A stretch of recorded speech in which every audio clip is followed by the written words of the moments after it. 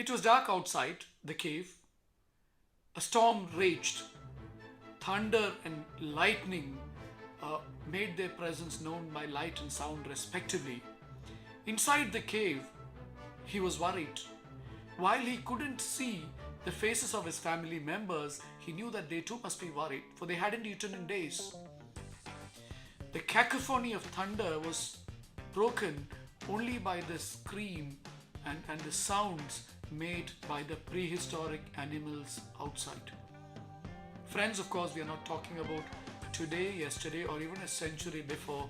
We are talking about prehistoric times where man had to hunt for food, and man was a hunter-gatherer. He would hunt for food, eat, and then there were periods of starvation when there was no food available, and then he would eat again.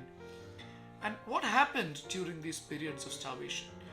Well, once the human being was able to eat in those days, well, I don't even know if human beings were called human beings then, the prehistoric and the Neanderthal period, and I'm not an expert on that, but just to highlight that when people ate, the food was stored as glucose and then glycogen, which is a storage form of glucose.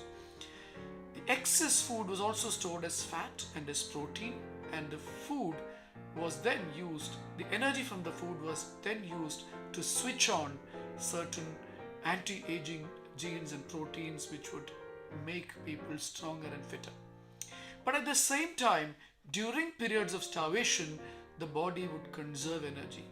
The body would use up the glycogen, the storage form of glucose, the fat tissue, the storage form of fat, and then of course the body would switch off certain bad proteins so that energy could be conserved. So during the periods of fasting, the bad proteins would be switched off, and storage forms of glucose and fat would be released for energy.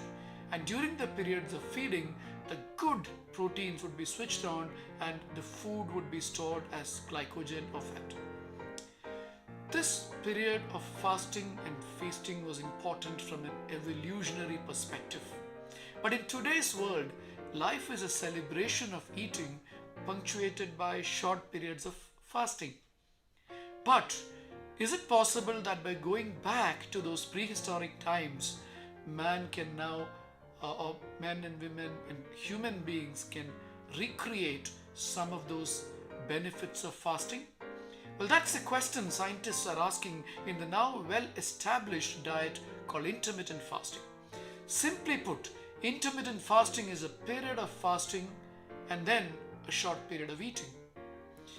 There are different kinds of intermittent fasting, and my duty is only to give you a brief idea of what is intermittent fasting. One form of intermittent fasting is called the 5-2 fast, where in a week a person would eat normally for 5 days and then fast for 2 days. The other form of fasting is called the 16-8 fasting, where people would eat normally for 8 hours and then fast for 16 hours. Intermittent fasting has a lot of benefit, especially in people who would like to lose weight, because they do lose weight. It also has benefits on diabetes, heart disease, obesity, and even many other aspects of metabolic health and also other aspects of health.